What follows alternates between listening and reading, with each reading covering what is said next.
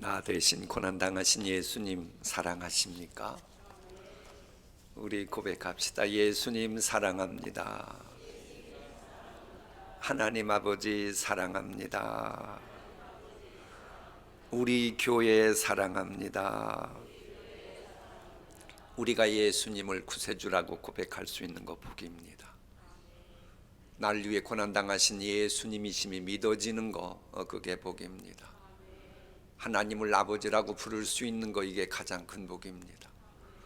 보이지 않는 하나님을 어떻게 아버지라고 부르고 믿을 수 있겠습니까? 하나님의 엄청난 복을 받았기 때문입니다. 많고 많은 사람들 가운데 우리가 택함받고 지성소로 나와서 세상의 신발을 벗고 은혜의 보좌 앞에 나왔다는 것 자체가 큰 복입니다. 이 큰 복을 제대로 알았던 사람이 다윗입니다. 우리도 지금까지 깨달았던 그 복을 내 삶 속에서 우러내면 21세기 다윗이 될 수 있습니다. 다윗 같은 경우는 그걸 알았어요. 그래서 예루살렘을 점령하고 난 후에 이것을 거룩한 하나님의 도성을 만들어야겠다, 그 꿈을 갖게 됩니다. 여러분, 만일 여러분의 가정을 하나님이 거하시는 거룩한 집을 만든다면, 만일 여러분의 생업을 하나님이 함께 하시는 거룩한 생업을 만든다면 그보다 더 큰 복이 어디 있습니까? 감히 하나님이 거하시는 집이고 감히 하나님이 거하시는 생업이면 누가 감히 건들겠습니까? 누가 감히 어찌하겠습니까? 그런데 다윗은 이런 비전을 갖고 있는 거예요. 영적인 센스가 있는 사람만이 가질 수 있는 비전이었죠. 그래, 이 비전을 구체화시키기 위해서 다윗은 말씀과 기도로 거룩하여짐이니라 기도하면서 이 말씀이 담긴 법궤를 예루살렘으로 운반할 계획을 세우게 됩니다. 이것이 오늘의 말씀의 장막에서 읽어야 될 6장 7장의 말씀이에요. 당시 법궤는 예루살렘에서 서쪽으로 약 16km 정도 떨어졌다고 하는 바알레유다라고 하는 곳에 안치되어 있었어요. 그때 당시 이제 블레 사람들에게 빼앗겨 가지고 이렇게 저렇게 과정 겪다가 바알레유다에 거기에 있는 아비나답의 집에서 묵고 있을 그 때입니다. 그때에 그 계획을 세우고는 아비나답의 집에서 그걸 예루살렘으로 운반할 생각을 갖고 실천에 옮깁니다. 다윗이 이스라엘에서 뽑은 무리 몇만 명을, 3만 명을 다시 모으고, 저거 보세요. 다윗이 위대한 비전을 위해서 3만 명을 뽑는데 3만 명이 얼마나 많은 줄 아시죠? 이 10,000명이 군인 10,000명만 일렬로 들었으면 이제 걸어갈 수 있도록 그게 보통 한 4km 된다 그럽니다. 그러니 3만 명을 모았다 그러면 이게 얼마나 많은 숫자입니까? 어중이 떠중이가 아닙니다. 본인의 거룩한 비전을 위해서 뽑고 뽑은 무리가 3만 명이었다라고 하는 겁니다. 여러분의 생업도, 여러분의 가정도 하나님이 원하시는, 하나님이 거하시는 그 놀라운 비전의 장소가 되길 원하십니까? 대충 하지 마세요. 기도 단 한 번을 해도, 예배 단 한 번을 드려도 뽑고 뽑은 무리 3만 명처럼 준비를 해야 돼요. 그리고 아비나답의 아들 우사와 아효가 그 세 수레를 모니라. 다윗은 엄청난 준비를 했어요. 이렇게 하면 하나님께서 만사형통케 하셔야 되는 거 아닙니까? 그런데 웬걸, 이 계획이 진행되는 도중에 우사가 그 자리에서 즉사합니다. 그 비극을 보고는 다윗도 겁이 나가지고, 이 다윗이요, 전쟁터 가면 무적의 영웅이었는데 하나님이 하시는 일에 대해서는 영적인 센스가 아주 민감했어요. 자, 이게 뭐가 있구나. 그리고는 본인이 세웠던 계획을 접습니다. 뭐 했다고요? 접었다, 취소한 게 아닙니다. 그걸 잘 알아야 돼요. 이걸 그냥 없애버리면 폐기 처분한 거고, 이것을 접었다는 얘기는 언제 또다시 할 수도 있는 거예요. 놀래가지고 계획을 접은 겁니다. 자, 요 내용을 한번 하나님의 말씀으로 읽겠습니다. 소들이 뛰므로 웃사가 손을 들어 하나님의 궤를 붙들었더니 여호와께서 웃사를 치심으로 다윗이 분하여 그곳을 베레스 웃사라 부르니 그 이름이 오늘까지 이르니라. 다윗이 그날에 여호와를 두려워하여 이르되 여호와의 궤가 어찌 내게로 오리요 하고. 다 같이 다윗이 여호와의 궤를 옮겨 다윗성 자기애로 메어가기를 즐겨하지 아니하고 가드 사람 오베데돔의 집으로 메어간지라. 조금 전에 보면 분했다는 거거든요. 이유는 있었어요. 원래 이것을 운반하는 우사는 레위 지파니까 레위 지파라면 이런 일이 생기지 않도록 조심을 했었어야지 라고 하는 생각 속에 왕이 분노를 발할 수 있었습니다마는, 성경적으로 보면 그건 우사 잘못이기 전에 다윗의 잘못이었습니다. 왜? 다윗이 말씀의 장막을 세우지 않고 운반했기 때문에 그래요. 말씀이 담긴 법궤를 운반한다고 하면서 정작 본인은 말씀의 장막이 없었던 거예요.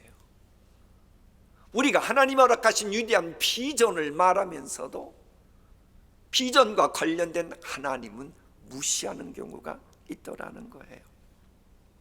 여러분, 이 법궤를 운반하려면 그것을 완전히 덮고요, 이건 이제 영어 성경은 폴이라고 되어 있어요. 기둥을 그 법궤의 약 4고리에 꿰서, 그리고는 짐승이 아니고 사람이 메어야 합니다. 그것도 고아 자손이 메어야 돼요. 그런데 고아 자손이 매도 아무리 매는 자격이 있어도 인간의 손을 가졌기에 인간의 손으로 법궤를 손대는 순간 그건 죽음을 맞이하도록 되어 있어요. 민수기 말씀 함께 읽습니다. 진영을 떠날 때에 아론과 그의 아들들이 성소와 성소의 모든 기구 덮는 일을 마치거든 고아 자손들이 와서 맬 것이니라. 그러나 성물은 만지지 말라. 그들이 죽으리라. 분명히 덮으라 그랬고 만지지 말라 그랬잖아요. 근데 이런 교육도 없어가지고 이런 일이 벌어진 겁니다.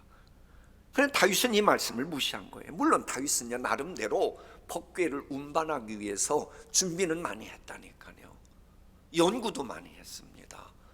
어느 정도까지 연구했냐? 성경 정황을 보면 그렇습니다. 이 법궤를 탈취해간 블레셋 사람들이 법궤 잘못 건드리자마자 독종 재앙당해서 죽임을 당하는 겁니다. 그건 여러분이 지난번 사무엘상 댁에서 말씀의 장막 읽으면서 아마 다 아시는 내용이에요. 그걸 아는 겁니다. 이거 뭐야? 그러니까 결국에 에그론까지 가잖아요. 에그론에 있는 사람들이 어떻게 해요?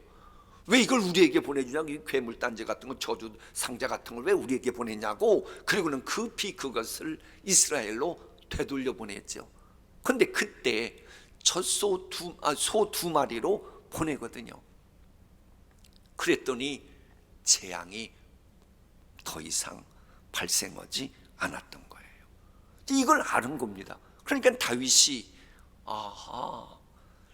그들처럼 나도 소 가지고 운반하면 되겠구나 이렇게 생각한 거예요. 그런데 재앙이 내렸어요. 왜 그런 줄 아십니까? 하나님은요, 많이 아는 자에게는 많은 것을 요구하십니다.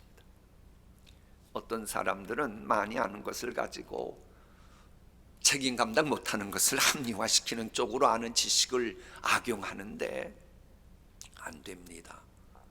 하나님은 많이 아는 자에게는 많은 것을 요구하셔요. 그래서 예수님께서도 실천하지 못할 바엔 차라리 선생되지 말라고 복음서에서 말씀하셨잖아요. 그럼 블레셋은 왜 괜찮았어요? 블레셋은 무식해가지고 법궤가 뭔지 모르니까. 그래도 결과 보니까 두려워서 하나님은 경외하는 줄 알고 경외하면서 나름대로 정성을 다했던 거예요. 그냥 하나님이 더 이상 재앙 내리시지 않았던 겁니다. 속아지고 끌고 가건, 뭐 속 끌고 갈 때 그 사람들이 법궤 손 안 댔겠어요? 내비 놔두셨어요. 몰라서 그러는 건 어떻게 해요? 몰라서 예수 안 믿고 몰라가지고 하나님이 욕하는 사람을 하나님이 뭐 심판하시겠어요? 그건 구원의 대상이지. 근데 이스라엘은 달랐어요. 왜? 이스라엘은 다 알았거든요. 이 말씀의 장막을 갖고 있었거든요. 그럼 그대로 실천했었어야죠.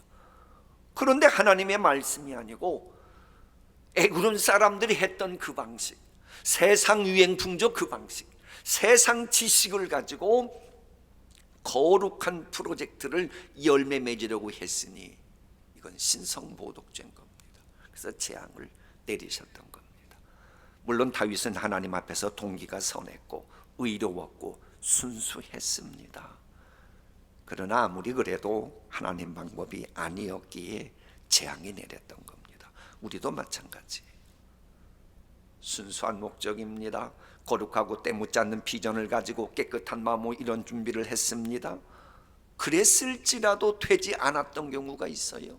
그 왜 그런 줄 압니까? 여러분이 때묻어서요? 아니요, 순수했을 겁니다. 좋은 의도, 분명 좋은 의도했을 겁니다. 분명 이러면 하나님께서 기뻐하실 거라고 하는 확신이 있어서 그러셨을 겁니다. 근데 왜 그게 틀어졌어요? 하나님 방법이 아니었기 때문입니다. 하나님은 하나님 당신의 말씀을 스스로 지키시는 분입니다. 하나님의 거룩함은 그 누구도 함부로 범접하지 못하도록 스스로 챙기시는 분입니다. 하나님은 하나님의 권위를 짓밟는 것에 대해서 어물쩍 넘어가시는 분이 아닙니다. 만일 하나님의 권위를 짓밟고도 지금 괜찮다면 여러분, 괜찮은 게 아닙니다. 대충 넘어가시는 법이 없는 하나님의 진노가 지금 준비 중임을 알고 빨리 회개해야 돼요. 하나님의 진노가 멈추도록 빨리 해야 됩니다. 스스로 속이지 마세요. 하나님은 하나님의 말씀을 짓밟으면 대적하시는 분이에요. 그래서 우리가 이 말씀의 장막 세우는 일을 소홀히 하면 안 되는 겁니다. 꿈이 클수록, 준비를 많이 하면 할수록 그런 준비와 꿈이 헛수고되지 않도록 말씀의 장막을 세워야 합니다. 물론 이런 쓰라린 경험은 다윗에게 예방주사가 되었어요. 뭐가 되었다고요? 이 베레스 우사 사건의 예방주사 맞고 난 이후로 다윗은 이후로는 평생 더럽게 성전을 더럽히는 언행을 영원토록 않게 됩니다. 우리아의 아내를 범했을 때도 성전 밖에서 그러고 그랬지, 성전에 들어오는 한은 더 이상 냄새나는 인간적인 방법이 없이 말 그대로 우리가 매일 찬양하는 것처럼 세상의 신을 벗어버리고 하나님 방법대로 성전 생활하게 되는 다윗의 위대한 역사가 만들어집니다. 이제 이 다윗이 이 진리를 깨닫는 거예요. 그러자 접었던 꿈을 다시 펼칩니다. 그리고는 법궤를 다시 운반할 생각을 하게 되는 거예요. 왜? 법궤가 있는 오베데돔의 집을 딱 보니 성경에 보면 계속 복을 받았다고 되어 있거든요. 아, 복 받네. 여러분, 다윗은요, 은혜 받고 복 받는 데는 양보가 없는 사람이었습니다. 여러분, 다윗은 정치인이면서도 돈 모으는 방법도 아주 정당했으면서도 인류 최대의 갑부로 아직까지도 자리매김하고 있잖아요. 왜? 그 엄청난 솔로몬 성전 모든 거 다 딱 준비하고 무상 물려준 게 다윗이니까요. 게다가 이 부자 개념은 전에도 잠시 언급했습니다마는 액수가 얼마냐가 아니고 그 나라 전체 돈의 몇 퍼센트냐가 중요하거든요. 역대 다윗 같은 부자가 없었습니다. 왠 줄 알아요? 다윗은 은혜 받고 복 받는 것이라면 양보가 없는 거예요. 야, 이러니 이 위대한 역사를 기꺼이 써내려가도록 하나님이 심실어 주신 겁니다. 그래가지고는 오베데돔이 벗겨 있는 거 보고 깨달은 게, 아하, 하나님을 무시하면 되는 것은 하나도 없고, 그러나 하나님 방법대로 하면 또 안 되는 것도 없구나, 이걸 깨달은 거예요. 하나님 방법이 아니면 되는 것도 없고, 하나님 방법대로 하면 안 되는 것도 없음을 믿으시기 바랍니다. 그래서 하나님의 교회는 예루살렘에 드디어 입성하게 돼요. 언약궤가 예루살렘에 입성했다고 하는데 중요한 의미가 담겼어요. 여러분, 이 다윗왕 이전에도 분명 이 법궤 뺏기고 난 이후에도요, 이 사무엘 때도 사울왕 때도 법궤의 중요성을 알고 어떻게 좀 운반하려고, 왜 이미 바알레 유다, 이미 유다 영역에 있는 거니까 하려고 했었을 겁니다. 운반할 계획 세우는 사람도 있었을 거예요. 근데 하나님이 다 노 하고 거절하셨어요. 그러다가 오랜 세월 방치되었던, 약 7, 80년 정도 방치되었던 법궤가 다시 예루살렘으로 돌아온다? 이건 단순한 사건이 아니에요. 왜? 과거 이스라엘의 범죄로 인해서 하나님의 영광이 떠났습니다. 이가 보십니다. 그랬던 것이 때가 되매 내가 너희의 과거 죄를 이제는 그만 덮겠다. 그리고는 다시 하나님의 영광 임재 쉐키나, 그 비전 속에 내가 너희에게 돌아온다고 하는 사인이거든요. 하나님의 영광이 떠났던 이가봇에서 하나님의 영광이 이제는 찬란의 빛날이라고 하는 쉐키나로 이어지는 이 메시지가 실은 이 역사서에 담겨 있습니다. 그럼 누굴 통해서요? 믿음의 사람 다윗을 통해서 구체화됐습니다. 지금도 하나님은 믿음의 사람을 파트너로 삼으십니다. 여러분 가정의 회복의 은총이 임한다, 무너진 재단이 수축된다, 하나님은 아무나 오길 하시지 않아요. 믿음으로 사는 사람이 있어야 합니다. 그래, 여러분은 제발 믿음으로 살아가시길 바랍니다. 그래, 과거에 여러 번 시도했지만 소용이 없었잖아요. 하나님이 외면하셨으니까. 그래, 다윗은 선한 소원이니 포기할 수가 없었던 거예요. 또다시 시도하잖아요. 하나님은 이런 사람을 좋아하셔요. 이게 의인으로 간주해 주시거든요. 그래서 의인은 7번 넘어질지라도 몇 번 일어난다? 8번 일어나려니와. 이 잠언의 말씀이 그거잖아요. 하나님 이런 사람을 좋아하셔요. 그래서 좋으신 하나님께서 다윗에게 기쁨을 주시죠. 기쁨을. 금맥을 찾는 사람들에게 금맥을 찾는 것은 기쁜 일입니다. 시험을 봤는데 그 결과 나온 데에 본인의 이름이 있으면 기쁠까요? 기쁘지 않을까요? 당연히 기쁘지요. 회복의 은총 입은 자들의 명단이 쭉 있어요. 코로나 후유증에 고통했던 사람들, 그때 여러분의 이름과 여러분의 가정이 있어서 기뻐하시기를 축복합니다. 한국교회 무너진 재단에서 수축한 교회들이 쭉 있는데 거기에 우리 교회가 있어서 기쁨이 충만하길 소원합니다. 진실로 성도들의 가장 큰 기쁨은 만복의 근원 대신 하나님이 힘실어 주시는 겁니다. 다윗은 이 진리를 알았습니다. 그래서 다윗은 더 이상 머뭇거리지도 않고 용기를 내어 법궤를 다시 운반하기로 액션을 취했고, 드디어 하나님의 법궤가 예루살렘으로 입성하니까 좋아서 어쩔 줄 몰라 합니다. 이것을 성경은 이렇게 표현합니다. 어떤 사람이 다윗 왕에게 아뢰어 이르되, 여호와께서 하나님의 궤로 말미암아 오벳 에돔의 집과 그의 모든 소유에 복을 주셨다 한지라 다윗이 가서 하나님의 궤를 기쁨으로 메고 오베데돔의 집에서 다윗성으로 올라갈새. 이렇게까지 하나님의 말씀 복궤를 사모하는 다윗이다 보니 하나님께서 그 이후에 보면 범사에 힘 실어 주십니다. 범사에 힘 실어 준 증거가 뭐냐? 그동안 다윗을 괴롭혔던 모든 대적들, 장애물들을 하나님이 다 제거하도록 힘 실어 주십니다. 새벽을 깨우는 여러분의 대적들도 한 길 왔다가 일곱 길로 도망가게 하는 은총 하나님께서 베푸시기를 축복합니다.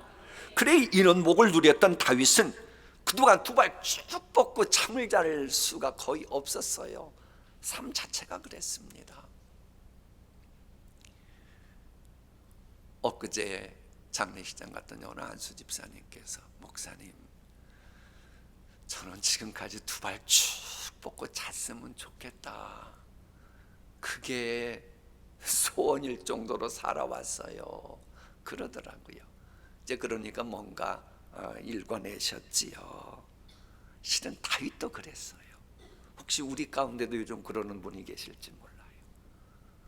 좀 두 발 쭉 뻗고 좀 몇 시간이라도 좀 진득이 찼으면 좋겠다 하는 분이 계실지 몰라요. 다윗도 그랬어요. 근데 때가 되니까 하나님께서 두 발 쭉 뻗고 자도록 은혜를 베푸십니다. 자, 그러자 다윗은 내가 이렇게 편안하고 호화롭게 살아가는데 이게 복 있는 사람이라 또 그래요. 하나님의 임재 상징하는 복궤를 몸을 공간이 변변치 못하네. 이게 마음이 걸린 겁니다. 여러분 제발 회복의 은총이 있고 두 발 쭉 뻗고 주무실 때에 그걸로 끝내지 말고 내가 하나님의 영광을 위하여 져야 될 십자가는 뭘까? 주의 몸 된 제단에 남은 고난을 채우기 위해 내가 해야 될 일이 무엇일까? 생각해야 돼요. 아멘 소리가 별로로 약한데 어쨌거나 그러니까는 다윗이 나단에게 이렇게 말합니다. 함께 읽을까요? 여호와께서 주위의 모든 원수를 무찌르사 왕으로 궁에 평안히 살게 하신 때에 왕이 선지자 나단에게 이르되 볼지어다 나는 백향목 궁에 살거늘 하나님의 궤는 휘장 가운데에 있도다. 아멘. 참 저건 묵상하면 묵상할수록 신나고 재밌지 않아요? 하나님이 드디어 이렇게 저렇게 은총 베푸셨다. 그러면서도 하나님 나라를 위해 생각하는 저 모습. 그래가지고는 이제 다윗은 이제 하나님의 궤를 안치할 수 있는 모양새 갖춘 성전 건축할 비전을 가지고 하나님께 나아간 겁니다. 그런데 하나님께서는 이런 지하에 거절해 버리십니다. 물론 하나님께서는 다윗의 그 순수하고도 깨끗한 믿음은 인정하셨습니다. 그래서 그것을 인정하시고 귀한 축복을 하십니다. 땅에서 위대한 자들의 이름같이 내 이름을 위대하게 만들어 주리라. 너를 모든 원수에게서 벗어나 편히 쉬게 하리라. 내 수완이 차서 내 조상들과 함께 놓을 때에 내가 내 몸에서 날 내 씨를 내 뒤에 세워 그의 나라를 견고하게 하리라. 그가 만일 죄를 범하면 그러니까 다윗의 후손이에요. 자손이래요. 그가 만일 죄를 범할지라도 내가 사람의 매와 인생의 채찍으로 징계는 하겠지만 내가 내 앞에서 물러나게 한 사울에게서 내 은총을 빼앗은 것처럼 그에게서 빼앗지는 아니하리라. 아멘. 이 복이 여러분과 여러분 가문에 임하기를 축복합니다. 사실 다윗도 겁나지 않았겠어요? 기름 부음 받은 사울도 저랬는데 나도 이렇게 되면 어떡하나. 그 마음을 누가 알고 계셨어요? 하나님이 알고 계셔가지고 너는 아니다. 네 집안은 사울왕처럼 되는 일이 없으리라. 요 복을 분명 주셔요. 엄청난 축복이고 사실 이 축복을 다윗은 그대로 누리게 됩니다. 그런데 하나님은 그건 그거고 네 계획은 거절이야. 하고 거절하십니다. 그 이유에 대해서 이 사무엘이라는 답이 안 나오는데 역대서의 답이 나옵니다. 이유는 뭐냐? 너는 피를 심히 많이 흘렸고 크게 전쟁하였느니라. 여러분 제발 피 많이 흘리고 막 이런저런 싸움 많이 해가며 살려고 그러지 마세요.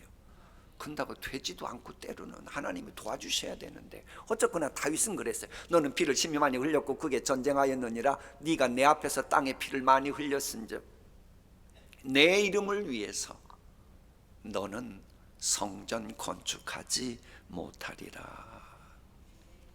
여러분 제발 피 흘리며 살아가지 마세요. 남의 눈에서 피눈물 나게 하지 마세요. 아무리 부부라고 해도, 이제는 내가 힘이 있다고 해도 사랑하는 가족 눈에 피눈물 나게 하지 마세요. 친지들에게도 너무 그러지 마세요. 잊지 마세요. 또 피 흘리는 일에 동참하지 마세요. 아무리 다윗이라도 피 흘리는 것 때문에 인류 최초의 성전 건축이라는 꿈이 물러가 버린 거예요. 아무리 인류 최초의 엄청난 성전 건축 꿈 안 돼. 너는 왜 피 많이 흘렸습니까? 참 하나님은 때로는 막 모질 정도로 냉정하신 분이에요. 왜? 하나님은 당신의 말씀을 지켜가셔야 되니까. 근데 여기서 이제 우리 하나 거절 개념이 나왔으니까 생각해야 될 것은요, 때로는요 피 흘리지 않았는데도 성경에 보면 거절하시는 경우들이 종종 있어요. 혹시 우리 가운데도 그동안 나름대로 주님의 영광을 위해서, 하나님 나라 확장을 위해서 충성을 다해 무엇인가를 하려고 했었는데 하나님께 거절당한 분이 계실지 몰라요. 그거 가지고 시험 들어가지고 교회 생활도 엉터리로 하는 분이 있을지 몰라요. 사실 교회에서 신앙생활 엉터리 하는 분들은요, 그래서 그분 자체를 막 이렇게 정죄하면 안 됩니다. 그분들은 왜 그런 줄 아세요? 하나님에게 지금 삐쳐서 그러는 거예요. 하나님한테 뭔가 좀 꼬인 게 있으니까 하나님께 노골적으로 말은 못하겠고 교회에서 이 사람 저 사람 건드리며 괴롭히는 겁니다. 근데 그러면 안 돼요. 하나님께 거절당해가지고 상처 입어서 그런 결과가 나타나는데 그러면 안 됩니다. 하나님 보시기에 나름대로 그럴 만한 이유가 있어서 거절하신 겁니다. 그래, 거절당할 수밖에 없었던 이유를 생각하고 회개하고 제거하면 이제 됩니다. 하나님은 거절만 하시는 분이 아니에요. 회개하면 거절했던 것에 상응하는 복을 반드시 채워주십니다. 아니, 다윗 그렇게 거절했지만 다른 복은 엄청나게 주시잖아요. 자자손손 누리는 복 주시잖아요. 그러니까 괜히 삐쳐가지고 시험 들면 거절했을 때 내가 어떻게 받을 수 있는 복도 받지 못하는 거예요. 자, 예세에 관한 말씀 볼까요? 여러분이 알다시피 세번역 성경은 저렇게 나옵니다. 여러분도 알다시피 히브리서다 보니까는 예서는 그 뒤에 축복을 상속받기를 원하였으나 거절당하였습니다. 그 다음에 나오는 말씀은 회개하는데 문제가 생겨서 그런 겁니다. 예사가 거절당했을 때에 내가 무엇 때문에 문제가 있었구나 하면서 회개하고 진리 배웠더라면요, 아버지의 여자를 건드렸던 아주 불효막심한 자식 루벤 해서 장자권은 빼앗겼어도 하나님이 루벤에게는 다른 약속은 주셨잖아요. 예서도 그랬을 겁니다. 우리도 그렇습니다. 하나님은 기대를 많이 하고 있는 심령에게는 거절하실 때가 적지 않아요. 귀하게 들어 쓰시겠다 마음 잡수시면 실패하게도 하시고요, 버림받았다 그 느낌마저 들게도 하십니다. 여러분, 이것은 세상 일반 상식 이야기입니다.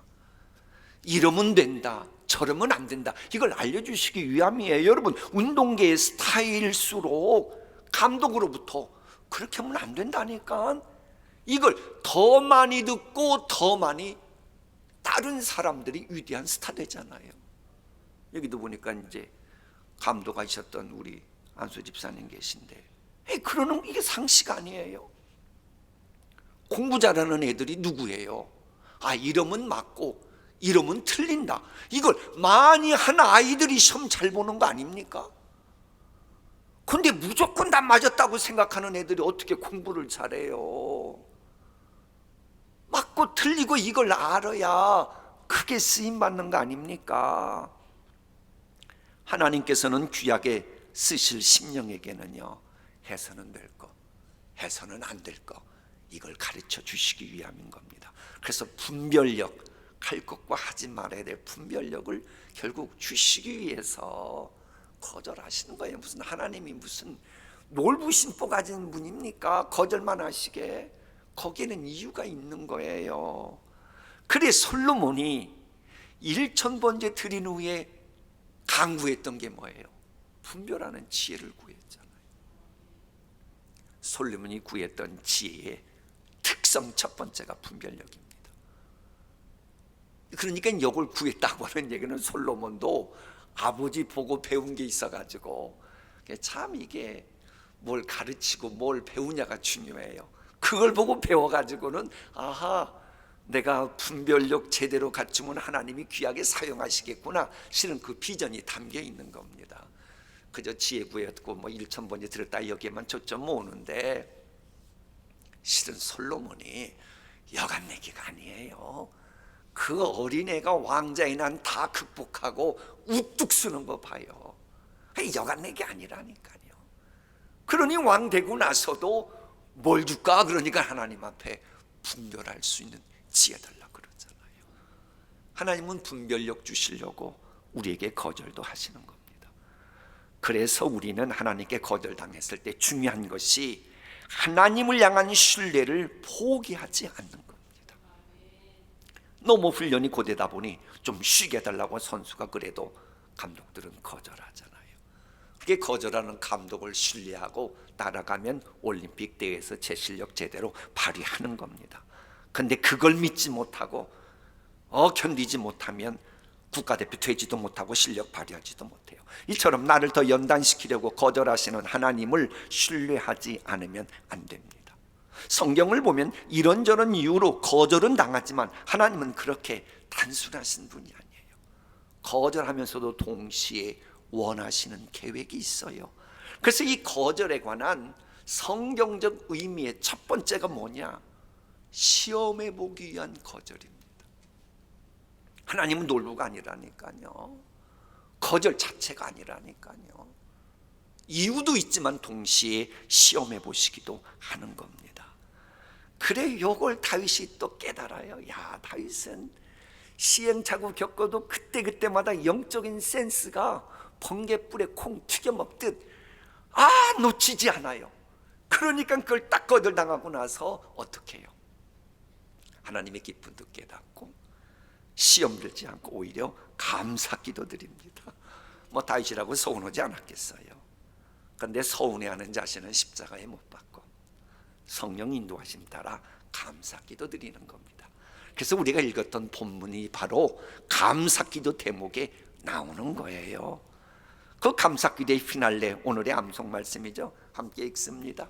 이제 청하건대 종의 집에 복을 주사 주 앞에 영원히 있게 하옵소서. 주 여호와께서 말씀하셨사오니 주의 종의 집이 영원히 복을 받게 하옵소서 하니라. 거절당했음에도 거절이란 시험을 통과하고 가문을 위해서 저렇게 위대한 기도드리는 다윗 보십시오. 이런 다윗의 마음을 가지고 이 시간 기도의 자리로 나갑니다.